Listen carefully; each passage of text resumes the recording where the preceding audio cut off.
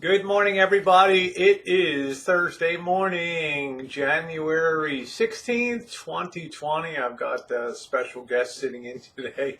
I've got Marshall here, Elvis Travels. And first off, Marshall, I told people I'd have a tasting of the pie, and if you don't put it on camera, then it never happened. You know, it's like the pie. So Marshall's enjoying some of the. Show them a little. Here's a beautiful blueberry pie with shortening. Yeah, it's got a shortening crust, and I cut the sugar about in half on this pie because I've noticed when you use a lot of sugar in a fruit pie, you get the sensation of sweetness, but you lose the tartness of the berries or cherries or whatever it is. Plus, people will put lemon juice in to compensate for that. They'll still use a ton of sugar, but they'll use lemon juice to try to fire up the what would you say, the tartness of it. And I think if you just cut the sugar in half, you would achieve the same thing.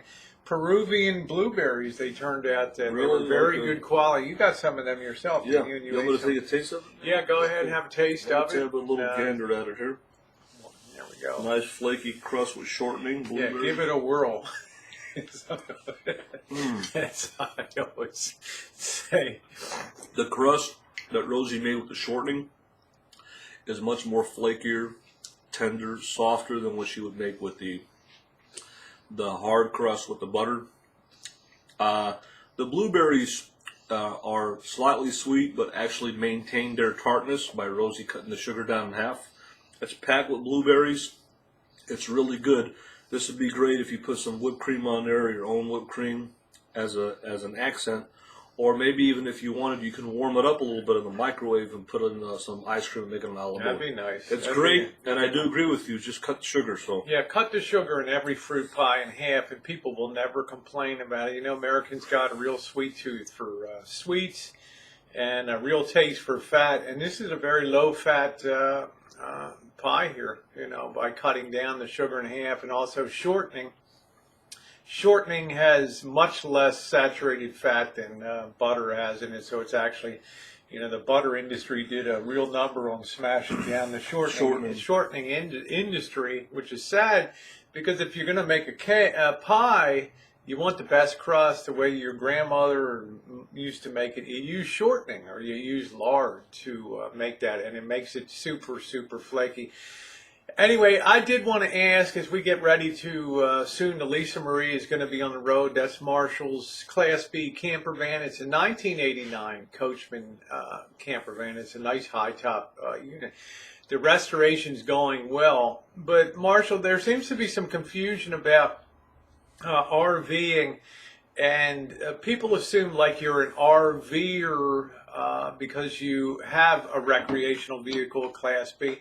But you're not. What's the difference between you and like some people consider RVing, like going to a park or going to out to the countryside and going off grid for a week or two? And you're totally different. You're using what I call new wave RVing for people that are younger. Urban nomad. I'm in the category of an urban nomad, stealth camping, urban explorer, that kind of stuff. I think it's a lot of fun. We both enjoy it. But, you know, there's a big difference between being out there in a rural area and in a city area. I think people are starting to get out there in the rural areas because they're being left alone, but they enjoy it. But you have to actually enjoy it to like it and do it.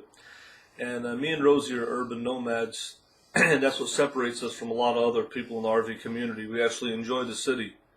Now, let me ask you this, then. I mean to interrupt you, but I want to hit this while it's hot.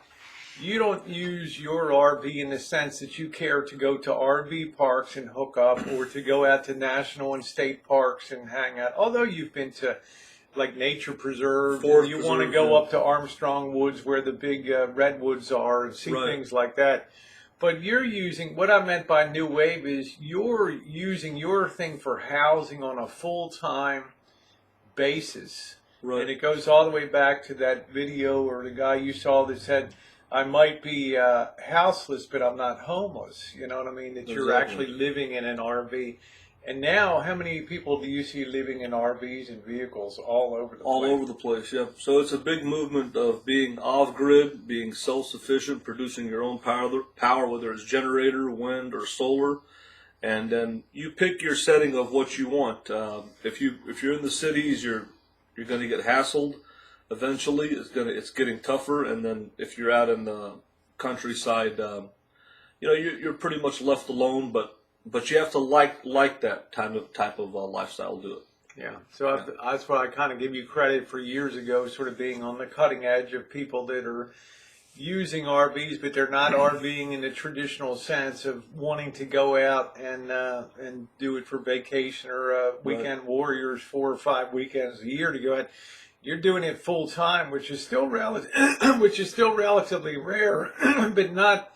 It's but growing. it's growing, and we see that all around this city. So I wanted to try to draw that distinction today between the people that try to be very precise about, they want to lock you into this thing of this is what a true RVer is, and it's not.